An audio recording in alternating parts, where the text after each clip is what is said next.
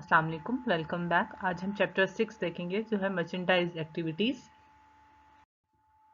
Merchandise activities हमारे पास हम basically हम मर्चेंडाइजिंग कंपनीज हम उन तमाम कंपनीज को कहते हैं जो गुड्स खरीदती हैं और फिर उसको रीसेल करती हैं एक हायर प्राइस पर,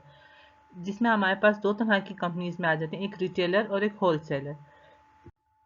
अब इनका जो ऑपरेटिंग सिस्टम होता है, ऑपरेटिंग साइकिल होता है इन कंपनीज का, वो यूजुअली परचेजेज ऑफ मर्चेंडाइज होते हैं, then cell of Deen merchandise कर रहे होते हैं, इनको ऑन यूजुअली ऑन अकाउंट होता है, और collection of on receivables from the customers. यानी हम सबसे पहले अपनी जो चीज़ें खरीदी गई हैं इनको हम कैश पे ख़रीद रहे होते हैं, यानी परचेज ऑफ मर्चेंडाइज होती है। फिर ये आपकी इन्वेंट्रीज में बन जाती हैं इन कंपनीज की, और जब ये इन इन्वेंट्रीज में से अपने कस्टमर्स को सेल आउट करते हैं, ऑन अकाउंट सेल आउट कर रहे होते हैं, और जब वो रिसीवेबल्स पैसे आ जाते हैं उनसे पैसे कलेक्शन ऑफ इन रिसीवेबल्स हो जाती है, तो वो वापस हमारे पास कैश में आ जाते हैं। ये हर कंपनी का इसी तरह से यूजुअली मर्चेंडाइजिंग कंपनी का साइकिल चल रहा होता है, और ये सो ऑन इनका यही प्रोसेस कंटिन्यू रहता है। मेजर डिफरेंस एक मर्चेंडाइज एक्टिविटीज़ में और मैन्युफैक्चरिंग एक्टिविटीज़ में क्या होता है, हम ये कह सकते हैं कि जो मैन्युफैक्चरिंग कंपनीज होती हैं वो गुड्स को सिर्फ मैन्युफैक्चर करती हैं और सेल करती हैं, और मर्चेंडाइज कंपनीज उन्हीं गुड्स को आप प्री सेल पर्पज़ के लिए यूज़ कर रही होते हैं। हमारे पास अगर हम देखें कि आपकी manufacturing companies usually purchase inventories करती हैं जिससे आप वो रेडी टू सेल फॉर्मेट में रहते हैं। फॉर एग्जांपल हम देख सकते हैं कि हमारे पास बहुत सारी के जो स्टोर्स हैं हमारे इर्द गिर्द में मौजूद, वो हमारे पास तमाम की तमाम एक मर्चेंडाइजिंग कंपनीज में ही आ जाती हैं। इनमें दो तरह के पोर्शंस होते हैं लोग, रिटेलर्स एंड होलसेलर्स। रिटेलर्स हमारे पास सेल करते हैं मर्चेंडाइज प्रोडक्ट्स को, यूजुअली डायरेक्टली पब्लिक को डील करते हैं। ये स्मॉल बेसिस पे भी हो सकते हैं और लार्ज बेसिस पे होती हैं। और जो होल सेलर्स होते हैं वो बाय इन लार्ज क्वांटिटीज़ में करते हैं डिफरेंट मैन्युफैक्चरर्स से, और इनको रीसेल करते हैं डिफरेंट तरह के रिटेलर्स को। यूजुअली ये डायरेक्ट पब्लिक को होलसेलर्स डील नहीं कर रहे होते। इन सम एक्सेप्शनल केसेस कोई स्मॉल मार्केट में अगर कोई अपने आप को होलसेलर कहता है और वो सेल आउट कर रहा होता है तो एक एक्सेप्शनल केस है, लेकिन यूजुअली ये अपने जनरल पब्लिक को सेल आउट नहीं करते। और ये समटाइम्स इतने ज़्यादा लार्ज ह्यूज बेसिस पे होलसेलर्स होते हैं कि ये अपने मोस्टली लोकली जो कंज्यूमर्स होते हैं इनको इन पर्सन नहीं भी पहचानते कि ये कौन है जो से कस्टमर्स परचेज करेंगे, वो इनको आइडेंटिफाई नहीं कर रहे। Income statement of merchandising companies, इसमें ये इनकम स्टेटमेंट और जो हम regular income statement previously chapters में बनाते रहे हैं उनका मेजर डिफरेंस ये होता है कि यहाँ हम कॉस्ट ऑफ गुड सोल्ड यानी COGS के पे एक टर्म इंट्रोड्यूस होती है, जहाँ पर हम direct cost of producing goods of sold को यूज़ कर रहे होते हैं। यानी हमारे पास इसमें इंक्लूड होती है डायरेक्ट एक्सपेंसेस, जो कि आप कह सकते हैं कि हम कॉस्ट ऑफ मटेरियल में जितना रिक्वायर्ड आती है, हमारी कॉस्ट लेबर के लिए जितनी यूज़ होती है उस गुड किसी भी गुड को मैन्युफैक्चर करने में जो डायरेक्टली रिलेटेड एक्सपेंसेस होते हैं हम उनको इंक्लूड कर रहे होते हैं इसमें। और हम ये जितने भी हमारे पास इनडायरेक्ट एक्सपेंसेस होते हैं उनको हम एक्सक्लूड करते हैं, वो हमारे पास शामिल नहीं होते। यानी कॉस्ट ऑफ गुड सोल्ड का जो हमारे पास फॉर्मूला आता है, हमारे पास होता है beginning inventory plus cost of inventory of purchases, और लास्टली हम इसमें से सब्ट्रैक्ट कर देते हैं कॉस्ट ऑफ एंडिंग इन्वेंट्री को। हम अपनी जब सर्विसेज की कंपनी का नेट इनकम हम बना रहे होते हैं तो इसमें हम यूजुअली अपनी रेवेन्यूज़ माइनस एक्सपेंसेस करते हैं, तो हमारे पास नेट इनकम आ जाता है। यहीं से नेट इनकम जब इसमें हम कैलकुलेट मर्चेंडाइजिंग कंपनी के लिए नेट इनकम कैलकुलेट कर रहे होते हैं तो हम सबसे पहले सेल्स में से माइनस करते हैं कॉस्ट ऑफ गुड सोल्ड को, जो इक्वल आ जाता है हमारे पास ग्रॉस प्रॉफिट के, और देन उस ग्रॉस प्रॉफिट में से हम सब्ट्रैक्ट कर देते हैं अपने अदर एक्सपेंसेस, तो फाइनली हमारे पास नेट इनकम की वैल्यू आती है। अगर आप कंपेयर करना चाहें कि देखेंगे तो आप इसी प्रोसेस में जो आपका इस सारी चीज़ों से आप सर्विसेज कंपनी का जो नेट इनकम की वैल्यू आएगी वो एग्जैक्टली बिल्कुल सेम वैल्यू होती है हमारे मर्चेंडाइजिंग की नेट इनकम के इस वाले प्रोसेस से बनाने में। ये हमारे पास कंप्यूटर सिटी का इनकम स्टेटमेंट की एक एग्जांपल मौजूद है, जो हमने सारा डाटा हमारे क्वेश्चन में मौजूद था जहाँ से हमने ये सेलेक्ट किया है। ये आप बुक की एग्जांपल है। हमने जब सेल्स में से माइनस कर लिया कॉस्ट ऑफ गुड सोल्ड तो हमारे पास 3,60,000 आंसर आ गया है। देन अपने सारे एक्सपेंसेस में हमने ऐड अप कर लिए, जिसमें हमने अपने इनकम टैक्स की वैल्यू को ऐड नहीं किया था, तो हमारे पास 2,34,000 वैल्यू आ गई है। उसमें से जब हमने अपनी इनकम टैक्स की वैल्यू को उन्होंने फाइनली अपनी सेल्स की कॉस्ट ऑफ गुड सोल्ड में या अब जो ग्रॉस प्रॉफिट की वैल्यू आई थी उसमें से जब फाइनली माइनस किया है तो उनके पास आंसर आ गया है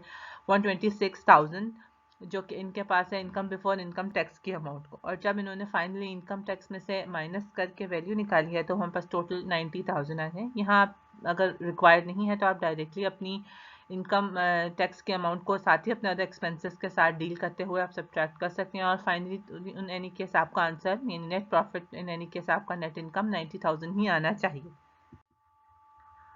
हमारे पास सबसे पहले हम देख सकते हैं कि accounting system requirement merchandise companies की जो कुछ रिक्वायरमेंट्स होती हैं हम वो देख सकते हैं कि इसमें लेजर अकाउंट यूजफुल ओवरव्यू हम लेजर्स देते हैं जो आपने अपने स्लाइड्स में प्रीवियसली चैप्टर्स में देखा था कि जो लेजर्स कंपनीज बना रही होती हैं कंपनी का बहुत क्विकली ओवरव्यू दे रही होती हैं। एंड इसमें समटाइम्स अगर बहुत ह्यूज कंपनीज मौजूद हों डीलर्स इनके साथ हों तो आप उसमें ऑब्वियसली ये देख सकते हैं कि अगर किसी कंपनी के 20 या 500 डेटर्स हों या उनके 500 उनके कस्टमर्स इंडिविजुअल्स कस्टमर्स हों जिनके साथ अकाउंट रिसीवेबल्स मौजूद हों तो हर एक इंडिविजुअली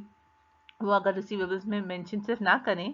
यानी इंडिविजुअल को रिकॉर्ड ना करें अपने सब्सिडी लेजर्स में तो उनके लिए मेंटेन करना बहुत मुश्किल हो जाएगा। इसलिए हम इनको एक सब्सिडी लेजर्स में यूज़ कर रहे होते हैं यानी हम अपनी एंट्रीज में जहां हम अपने इनके ऐड कर रहे होते हैं अकाउंट रिसीवेबल्स के जनरल लेजर में तो साथ ही ये रिपोर्ट हो जाते हैं अपने सब्सिडी लेजर्स में भी ताकि कंपनी को ये बात क्लियरली मेंशन रहे या उन्हें ये बात का अंदाज़ा रहे कि किस कस्टमर से इंडिविजुअली कितनी अमाउंट मेंशन होनी है। क्योंकि अगर जब हम डेट के साथ मेंशन रिकॉर्ड कर रहे होते हैं तो मे बी सेम डे पे ही हमारे मल्टीपल सेम अमाउंट के रिसीवेबल्स मौजूद हों ताकि हमें कोई कंफ्यूजन ना हो इसलिए हम इनको सब्सिडी लेजर्स में नोट कर रहे होते हैं। सिमिलरली हमारे पास हमारी ये अकाउंट पेएबल्स के भी केस में की बात आती है कि हमारे पास जब पेएबल्स भी सेम डेट और सेम टाइम में एक से ज़्यादा एक सेम अमाउंट के हो सकते हैं तो फॉर द क्लियरिफिकेशन हम इन्हें सब्सिडी लेजर्स में भी साथ साथ नोट डाउन कर रहे होते हैं। देन हम अब देख लेते हैं अकाउंटिंग फॉर मर्चेंडाइजिंग इन्वेंट्रीज। हमारे पास बेसिकली अकाउंट के दो तरह के इसमें हम रिकॉर्ड मेंटेन कर रहे होते हैं अपनी इन्वेंट्रीज का। इन्वेंट्रीज यानी हम अपने स्टॉक्स का जो कि परपेचुअल इन्वेंट्री और पीरियोडिक इन्वेंट्री सिस्टम में आ जाता है। परपेचुअल इन्वेंट्री में हमारे पास बहुत वाइडली यूज़ होते हैं और ये quick and cost effective approach है और ये कंप्यूटराइज्ड बेस्ड अप्रोच कहलाई जाती है क्योंकि इसमें जिस भी टाइम पे हम चीज़ परचेज कर रहे होते हैं उसी टाइम पे ऑन स्पॉट के साथ रिकॉर्ड में आ जाती है और ये रिकॉर्ड इनका अपडेट हो जाता है। पीरियोडिक अप्रोच में यूजुअली स्मॉल बिजनेस में यूज़ कर रहे होते हैं और ये मैनुअल सिस्टम है यानी यहाँ पर आपके एक स्पेसिफिक टाइम पीरियड ड्यूरेशन के बाद आपकी डाटा या स्टॉक का मौजूद रिकॉर्ड अपडेट किया जा रहा होता है। हम पीरियोडिक और परपेचुअल इन्वेंट्री के जो मेजर पॉइंट्स हैं हम उनको एक दफ़ा रिव्यू कर लेते हैं। और यहाँ पर पीरियोडिक इन्वेंट्री सिस्टम में ओकेजनली फिजिकल काउंट किया जाता है। मर्चेंटाइज जो रिकॉर्ड होती हैं वो परचेज अकाउंट में रिकॉर्ड की जाती हैं और ये जो अपडेट होते हैं इनमें यानी फिजिकल काउंट जो किया जाता है एक फिक्स टाइम पीरियड के बाद फिजिकल काउंट किया जाता है जो कि वंस इन अ मंथ हो सकता है या वंस इन अ क्वार्टर हो सकता है या वंस इन अ ईयर भी हो सकता है। यूजुअली कंपनीज जो हैं वो वंस इन अ ईयर रखती हैं अपना रिकॉर्डिंग सिस्टम को। परपेचुअल इन्वेंट्री सिस्टम में हम देख सकते हैं इन्वेंट्री कंटिन्यूसली बैलेंसेस अपडेट होते जाते हैं कीप ट्रैक उनका होता है इमीडिएटली रिकॉर्ड हो जाते हैं उनमें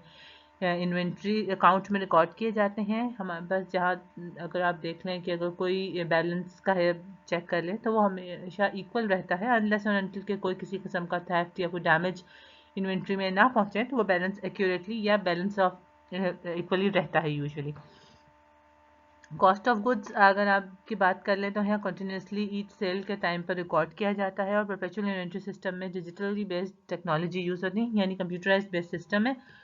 तो यूजुअली इनकी एक्यूरेसी पीरियोडिक सिस्टम से ज़्यादा एक्यूरेट होती है। हम परपेचुअल इन्वेंट्री सिस्टम में जो रिकॉर्डिंग का प्रोसेस है उसको आप देख लेते हैं। सबसे पहले जब भी प्रोजेक्ट परचेज किया जाता है अगर आप परचेजिंग की बात में देखें तो हमारे पास हमेशा इन्वेंट्री सिस्टम डेबिट की जाती है और कैश पेएबल या अकाउंट पेएबल में क्रेडिट साइड होता है यानी जो ही इन्वेंट्री परचेज की जाएगी उसके एंट्री जर्नल में डेबिट इन्वेंट्री अकाउंट को कर देंगे क्रेडिट अपने हम पेएबल अकाउंट या पर कैश पे करेंगे जिस भी फॉर्मेट में चीज़ परचेज की गई होती है। सेकेंडली जब मर्चेंटाइज सोल्ड होती हैं तो इनकी यूजुअली दो एंट्रीज होती हैं परपेचुअल सिस्टम में। नंबर वन आपके पास हम कहते हैं कि जब अकाउंट रिसीवेबल्स को डेबिट साइड पर हम लिखते हैं और सेल्स को क्रेडिट साइड पर। सेकेंड इन्वेंट्री में हम इसको cost of goods sold account को डेबिट में कर रहे होते हैं और इन्वेंट्री को क्रेडिट साइड में यानी ये सेकेंड एंट्रीज के परपेचुअल की स्पेशल एंट्री है परचेजेस के केस में। यूजुअली हम अगर इससे पहले जनरल में कोई भी गुड्स परचेज करते हैं तो उनकी इन्वेंट्री हम अपने गुड्स से या परचेजेस के साथ इस किसी भी फॉर्मेट में हम अपनी मेंशन करते हैं जो शो करता है कि हमने गुड्स परचेज की हैं उस चीज़ को शो करता है। तो ये यहाँ पर हमने इन्वेंट्री की हेडिंग के साथ यूज़ किया है। तो वही है कि इन्वेंट्री से हमारा एसेट इंक्रीज हो रहा है तो हम इसे डेबिट साइड पे लिख रहे हैं और हमारी लाइबिलिटी भी इंक्रीज हो रही है तो हम इसे अपने क्रेडिट साइड पे लिख रहे होते हैं। नेक्स्ट हमारे पास हम इसकी एक एग्जांपल से हम इसको देख लेते हैं। हमारे पास हमने सबसे पहले एक किसी कंपनी ने 10 मॉनिटर्स परचेज किए हैं जो 21 इंच के हैं और होलसेल कंपनी से परचेज की हैं। ईच इनकी प्राइस 6000 है जो ड्यू की गई हैं हमारे पास 60 डेज में पेमेंट की गई। तो हमारे पास अगर हम इनकी देख लें तो 600 के एक है और तो पर उनका कॉस्ट हमारे पास आ जाएगी 6000। तो हमने इन्वेंट्री को 6000 इन्वेंट्री को हमने कर दिया अपने डेबिट साइड पर, और हम साथ सेकेंडली हमने अकाउंट पेएबल जो जिस डीलर के साथ मौजूद था ओकावा होलसेलर को हमने क्रेडिट साइड पे मेंशन कर दिया है। नेक्स्ट हमारे पास ट्रांजेक्शन 7 सितंबर की आती है कि इसमें से जो 10 मॉनिटर्स परचेज किए गए थे उसमें से 2 सेल किए गए हैं जिनकी रिटेल प्राइस हमने यानी हमने जो सेल आउट किया है उसमें $1000 पर ईच के हिसाब से हमने पेमेंट पे सेल आउट की हैं दो। तो टोटल हमारे पास अकाउंट रिसीवेबल्स आ जाएंगे 2000 जो हमें 30 डेज में रिसीव होने। यहाँ अगर हम उनकी एंट्री देखें तो सबसे पहले हमने वही किया कि अकाउंट रिसीवेबल कि और हमने सेल्स के साथ एंट्री की है, यानी अकाउंट रिसीवेबल्स हमारे पास डेबिट साइड पे आ जाएंगे और सेल्स हमारे क्रेडिट साइड पे हो जाएंगे, जिसकी सेकंड पैरेलल एंट्री होगी। अब उस पैरेलल एंट्री में हमने इनकी कॉस्ट वही यूज़ करी है जो हमारे पास परचेजिंग कॉस्ट आई थी, यानी हमने 600 के हिसाब से इनकी एंट्री करनी है। जो हमने यहाँ पर हमने जो सेल आउट किए थे वो हमने सेल के प्राइस में वही प्राइस यूज़ की जिस चीज़ पे हमने सेल किया था, यानी जो हम अमाउंट हमें रिसीव होनी है वो रिसीव हमें होनी है 2000 यानी 1000 की ईच प्राइस के हिसाब से। यहाँ पर जब हमने कॉस्ट ऑफ गुड सोल्ड और उसकी इन्वेंट्री में एंट्री यूज़ करेंगे तो हम इस सेकेंड एंट्री हमारे अपनी जो स्टॉक में जितना सेल आउट हुआ है उस मेजर स्टॉक के ऊपर बेस्ड है, इन्वेंट्रीज को शो कर रहा है यहाँ पर, इसलिए हम इसकी प्राइस वो यूज़ करेंगे जो हमारे पास ओरिजिनली परचेजिंग प्राइस थी, यानी 600 के ईच अकॉर्डिंगली यूज़ करेंगे। तो टोटल हमारे पास 2 सेल आउट हुए हैं जिसमें 600 प्लस 600 1200 प्राइस आ जाती है। तो यहाँ हमने 1200 कॉस्ट ऑफ गुड सोल्ड को डेबिट किया है और इन्वेंट्री में हम इसी अमाउंट को साथ क्रेडिट कर देंगे। नेक्स्ट हमने अब 1 अक्टूबर को उनकी पेमेंट दी है जिनसे हमने चीज़ें परचेज की थी, हमने इनको फुल फ्लेज पेमेंट दे दी है। तो लिहाजा हमारे पास अकाउंट पेएबल डेबिट साइड पे होगा और कैश हमारा क्रेडिट साइड पे होगा। बेसिकली बिल्कुल वही है, हमने रूल्स यूज़ किए हैं डेबिट एंड क्रेडिट के जो हमने शुरू के स्लाइड्स में से देख सकते हैं। वो रूल्स के लिए मैं लिंक भी आपको वहाँ मेंशन कर दूंगी, पर आप वहाँ से भी इसको देख सकते होंगे। जिस तरह के डेबिट क्रेडिट के रूल्स में हम ये बात कहते हैं कि हमारी लाइबिलिटी अगर कम हो जाएगी यानी डिक्रीज होगी लाइबिलिटी को, तो उस केस में हम उसे डेबिट साइड पे रिकॉर्ड करेंगे, और इसी तरह से अगर हमारा एसेट डिक्रीज हो रहा होगा तो उसको हम अपने क्रेडिट साइड पे नोट करते हैं। इसी तरह से जब हमने पेमेंट कर दी हमारा कैश डिक्रीज हो रहा है और हमारी लाइबिलिटी भी डिक्रीज हो रही है, तब हमने इसको लाइबिलिटी को डिक्रीज के केस में हमने डेबिट साइड पे नोट कर लिया और कैश के डिक्रीज के केस में हमने उसको क्रेडिट साइड पे नोट कर लिया है। नेक्स्ट हमारे पास अब हमें पेमेंट रिसीव हुई है, कलेक्टेड हमें 7 अक्टूबर को हमने आरटी ट्रैवल एजेंसी जिसे हमने सेल किए थे अपने मॉनिटर्स, उसको हमने परचेज हमें पेमेंट वापस मिली है। तो हमें कैश आ गया है, हमारा एसेट इंक्रीज हो गया है, तो उसे हमने अपने डेबिट साइड पे नोट कर लिया है इन कैश में। उसी का वाइस वर्सा रूल्स के अकॉर्डिंगली हमने अपने अकाउंट रिसीवेबल्स को क्रेडिट साइड पे लिख दिया है। नेक्स्ट हम देख लेते हैं कि physical taking a physical inventory count. हम अगर इसको देखें तो फिजिकल इन्वेंट्री का काउंट आप उस चीज़ को कहते हैं जहां आप अकॉर्डिंगली अपने फिजिकली या आप मैनुअली इन पर्सन अपने मौजूदा स्टॉक को या मौजूदा इन्वेंट्री को या मौजूदा आपके स्टोर में जितना भी सामान मौजूद होता है आप उसको काउंट करते हैं, यानी उसको पर हेड काउंट के हिसाब से गिनते हैं कि वो आपका कितना स्टॉक में मौजूद है।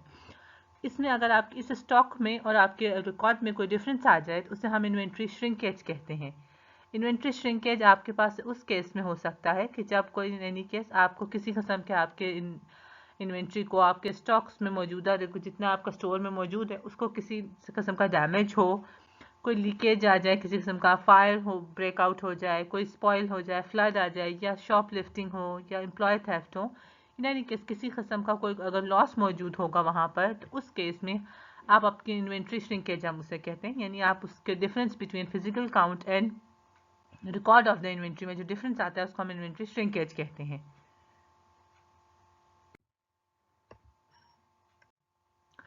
Inventory closing of perpetual inventory system में जब आप अकाउंट्स क्लोज कर रहे होते हैं तो रेवेन्यू एंड एक्सपेंस अकाउंट को, जिसमें हम हमेशा कहते हैं कि क्लोज आप इनकम समरी अकाउंट में क्लोज होते हैं ईच अकाउंटिंग पीरियड में आपके टेम्प्रेरी अकाउंट में, उसी तरह से हम अपने सेल्स अकाउंट को और cost of goods sold account को भी हम अपने क्लोज कर रहे होंगे। सेल्स अकाउंट हमारा रेवेन्यू अकाउंट के तौर पे कंसिडर होता है और ये बिल्कुल उसी तरह से हम इसको क्लोज करेंगे जैसे हम हमने अपने रेवेन्यू अकाउंट्स को क्लोजिंग का प्रोसेस में चैप्टर 5 में देखा था। इसका भी लिंक आपको मैं शो कर दूंगी कि आप देख सकते होंगे। उसी तरह से हम इस अकाउंट को आप क्लोज करेंगे अपने इनकम समरी अकाउंट में सेम प्रोसेस यूज़ करते हुए। कॉस्ट ऑफ गुड सोल्ड हमारा एक्सपेंस होता है, हम इसको अपने उसी प्रोसेस से एक्सपेंस अकाउंट के तरह से हम अपने अदर एक्सपेंसेस के साथ इनकम समरी अकाउंट में क्लोज करेंगे। And periodic inventory system, periodic inventory system हमारी परपेचुअल का अल्टरनेटिव सिस्टम है और यहाँ पर आपके हम अप टू डेट रिकॉर्ड रखने के लिए फिक्स टाइम पीरियड के बाद उनका मैनुअली रिकॉर्ड चीज़ें काउंट की जाती हैं अपने स्टॉक्स में और फिर उसके बाद उनका रिकॉर्ड मेंटेन किया जाता है और ये usually end of the year में कर रहे होते हैं। हम इसकी एग्जांपल देख लेते हैं जिस तरह कि हमने प्रीवियस की एग्जांपल देखी थी। यहाँ पर आपकी कुछ इन्वेंट्री और जो ऑन हैंड इन्वेंट्री है वो आपकी 14,000 है जो 2010 के अकॉर्डिंगली है एंड पर। ड्यूरिंग 2011 में जो परचेजेस किए गए हैं उनके 130,000 उनकी परचेजेस हैं टोटल में और जो end of the due time period में जो काउंट करने के बाद एंड ईयर में उनकी ऑन हैंड इन्वेंट्री आई थी वो 12,000 है। क्योंकि अगर हमारे पास ये बात हमें पता है कि इन्वेंट्री 1 से 9 होती है तो जो हमारी इन्वेंट्री हम एंड ऑफ द 2010 की इन्वेंट्री होगी उसी को हम कंसिडर करेंगे कि वो 2011 की स्टार्टिंग की हमारे पास बिगनिंग ऑफ द इन्वेंट्री भी बिल्कुल सेम वही होगी, यानी हमारे पास बिगनिंग इन्वेंट्री 2011 की 14,000 होगी। नेक्स्ट हमने इसकी देख ली जो रिकॉर्ड में जब भी मेंटेन किया जाता है इनके पास एंट्री के तौर पे, तो परचेजेस जब कभी ये करेंगे तो परचेजेस आपके पास आ जाएंगी और डेबिट साइड पे और अकाउंट पेएबल आपके साथ आ जाएंगे क्रेडिट साइड पर। ये एक इन्वेंट्री का सैम्पल शो किया गया है। इसी तरह से इनकी मल्टीपल एंट्रीज जब कभी होंगी और वो जो रिकॉर्ड जब वो करेंगे तो उनको इसी फॉर्मेट पर रिकॉर्ड किए जाएंगे। नेक्स्ट अब कंप्यूटिंग गुड्स ऑफ सोल्ड का देख लेते हैं कि हम कॉस्ट ऑफ गुड्स सोल्ड किस तरह से उनकी कैलकुलेट की जाती है। सबसे पहले बिगनिंग इन्वेंट्री स्टार्टिंग में जो हमारे पास 14,000 थी हमने वो नोट डाउन कर ली। नेक्स्ट उसमें हमने परचेजेस ऐड कर लिए तो टोटल हमारे पास परचेजेस थे 130,000। टोटल इनका पास अब cost of goods available for sale हमारे पास आ जाएंगी 144,000, यानी इतनी हमारे पास टोटल गुड्स मौजूद हैं जो हम एक ईयर में सेल आउट कर सकते हैं। लेस अब हम इसमें से सब्ट्रैक्ट कर देंगे कि एंडिंग इन्वेंट्री में हमारे पास ईयर के एंड पे कितनी इन्वेंट्री बच रही है, वो हमारे पास 12,000 है। तो फाइनली हमारे पास कॉस्ट ऑफ गुड्स सोल्ड हमारे पास आंसर आएगा 132,000, यानी इस ईयर में टोटल जितनी हमने गुड्स सोल्ड की हैं उन पर जितना भी हमारे पास कॉस्ट ऑफ गुड सोल्ड आया है वो हमारे पास 132,000 है। Next process of closing process and periodic inventory में हमारे पास सेवरल प्रोसेस होते हैं बट यूजुअली सब प्रोसेस एक ही सिस्टम दे रहे होते हैं और एक अप्रोच जो हम मेजरली यूज़ की जाती है वो create cost of good sold account है। हर तरीक़ेकार से इनका ऑलमोस्ट सेम ही बैलेंस आ रहा होता है इस प्रोसेस में, लेकिन जो प्रोसेस हम देख रहे हैं create a cost of good sold account, इसमें हम सबसे पहले अपना अकाउंट क्रिएट करेंगे कॉस्ट ऑफ गुड सोल्ड का क्लोजिंग प्रोसेस के लिए। Creating cost of good sold account हम जब क्रिएट करेंगे इसमें सबसे पहले फर्स्ट एंट्री में हम cost of good sold account को क्रिएट करते हैं। सेकंड एंट्री में हम इसके एडजस्टमेंट कर रहे हैं उसमें कॉस्ट ऑफ गुड सोल्ड की to its proper balance and record the ending inventory in the inventory accounts, यानी हम सबसे पहले हमने उसके एडजस्टमेंट करनी है और सेकेंड एंट्री में और उसके बाद हमने इन्वेंट्री अकाउंट को एडजस्ट करना है कि हम किस तरह से उसमें एंडिंग इन्वेंट्री के साथ वो एडजस्ट किया जाएगा। टोटल हमने देखा कि कॉस्ट ऑफ गुड सोल्ड हमारे पास जितना भी था वो 144,000 था। जो मेकअप बना है जिस चीज़ से आप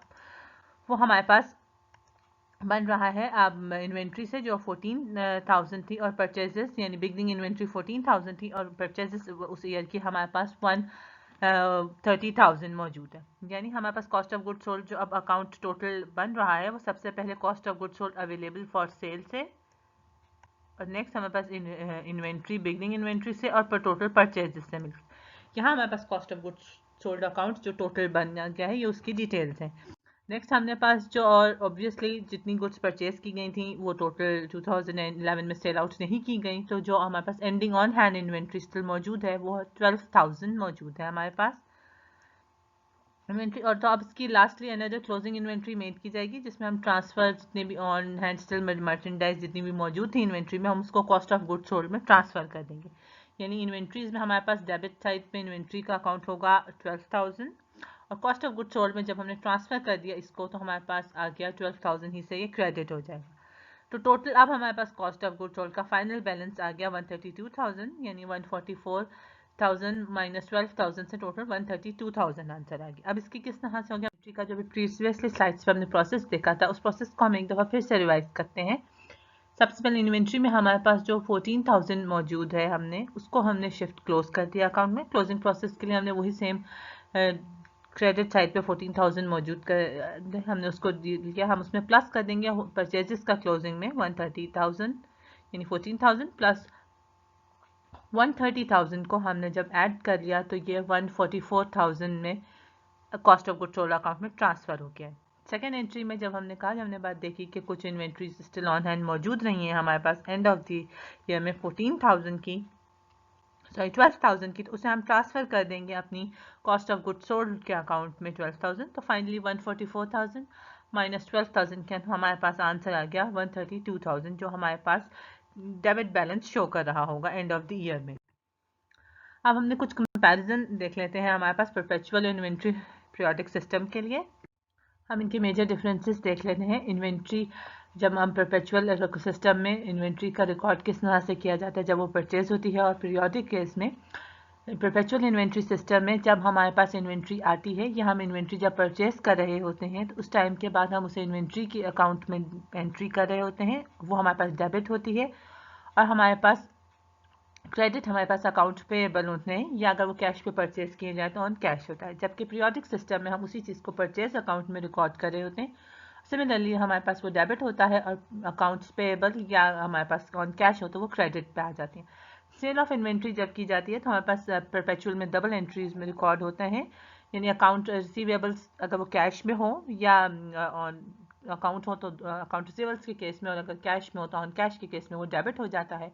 और सेल्स हमारे पास क्रेडिट होता है। इसके बाद सेकेंडली एंट्री हमारे पास होते हैं कॉस्ट ऑफ गुड सोल्ड को हम डेबिट साइड पे यूज़ कर रहे होते हैं, और इन्वेंट्री को हम क्रेडिट साइड पे यूज़ करते हैं। अकाउंट्स पेएबल हमारे पीरियोडिक सिस्टम में जब चीज़ें हमें मिल रही होती है अपने कस्टमर से अमाउंट, तो हम अकाउंट रिसीवेबल्स पे या उसको कैश में हम डेबिट कर रहे होते हैं, और सेल्स में को हम क्रेडिट साइड में कर रहे होते हैं। सेटलमेंट ऑफ अकाउंट पेएबल्स, यानी जब हमने सप्लायर को पेमेंट देनी होती है तो हम दोनों के केस में हमारे पास सेम टू सेम एंट्री होती है, अकाउंट पेएबल डेबिट पे और कैश हमारे क्रेडिट साइड पे होते हैं। सिमिलरली हमारे पास पीरियोडिक सिस्टम में बिल्कुल एग्जैक्टली यही सिस्टम प्रोसेस होता है, यानी अकाउंट पेएबल हमारे पास डेबिट साइड पे और कैश हमारे पास क्रेडिट साइड पे। जब हम अपने कस्टमर से पेमेंट रिसीव कर रहे होते हैं उसके केस में भी दोनों की सेम एंट्री है। आप देख सकते हैं कैश हमारे पास डेबिट होगा और अकाउंट रिसीवेबल हमारे पास क्रेडिट होगा। यही कहीं एग्जैक्टली प्रोसेस हमारे पीरियोडिक सिस्टम में भी है कि कैश हमारे पास डेबिट साइड पर आ जाएगा और हमारे पास अकाउंट रिसीवेबल हमारे पास क्रेडिट साइड पे आ जाएगा मौजूद। लास्टली क्रिएटिंग, हम अगर एंड ईयर बैलेंस ऑफिंग जब हम कर रहे होते हैं, creating and year balance for cost of good sold and inventory accounts, तो हमारे पास ऐसा कोई एंट्री की हमें ज़रूरत नहीं है कि हम किसी किस्म की इन्वेंट्री बनाए कॉस्ट ऑफ गुड सोल्ड की। सिर्फ उस केस में ज़रूरत होती है जब अगर इन्वेंट्री श्रिंकेज हो तो उस हमारे पास फॉलोइंग इन्वेंट्री की होती है, जैसे आप देख सकते हैं, यानी कॉस्ट ऑफ गुड सोल्ड को हम डेबिट करेंगे और इन्वेंट्री श्रिंकेज की जितनी भी अमाउंट होगी उसको क्रेडिट साइड पे रिकॉर्ड करेंगे, और इसी के अकॉर्डिंगली हम अपनी बाकी के एडजस्टमेंट्स भी कर रहे होंगे। जबकि पीरियोडिक सिस्टम में अगर आप देख लें तो पीरियोडिक सिस्टम में हमारे पास कॉस्ट ऑफ गुड सोल्ड हमारे पास हो जाता है डेबिट, और देन हम उसमें इन्वेंट्री में बिगनिंग इन्वेंट्री को हम कंटिन्यू कर रहे होते हैं, यानी हमारे पास आ जाती है, और परचेजेस आते हैं। इट्स मीन कि हमारे पास जो कॉस्ट ऑफ गुड सोल्ड का अकाउंट बन रहा होता है क्लोजिंग प्रोसेस के लिए, तो हम उसमें अपनी इन्वेंट्री बिगनिंग इन्वेंट्री में की जितनी भी अमाउंट मौजूद होती है और परचेजेस जितनी भी अमाउंट में हमारे पास मौजूद होते हैं, हम उन दोनों को मिलाकर बना रहे होते हैं। और देन सेकेंड एंट्री जो हमारे पास आती है वो हमारे परचेजेस की होती है, यानी हमारे पास जितनी भी एंडिंग इन्वेंट्री मौजूद होगी परचेज ईयर के दौरान करने के बाद की रिमेनिंग बच जाएगा बैलेंस सेल आउट होने से, उसको हम अपने डेबिट साइड पे लिखते हैं और उसको हम शिफ्ट कर देते हैं अपने कॉस्ट ऑफ गुड सोल्ड के अकाउंट में। तो फाइनली हम जब एडजस्टमेंट कर रहे होते हैं कॉस्ट ऑफ गुड सोल्ड के दोनों बैलेंस ऑफ प्रोसेस को बैलेंस करने के बाद, तो हमारे पास आंसर आ जाता है प्रॉब्लम।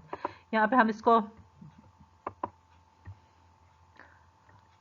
हम टू बी कंटिन्यूड फॉर्म में हम यहाँ पे स्टॉप करते हैं अपने चैप्टर को। हम इसके आगे कंटिन्यू करेंगे अपने नेक्स्ट लेक्चर वीडियो में। Thank you.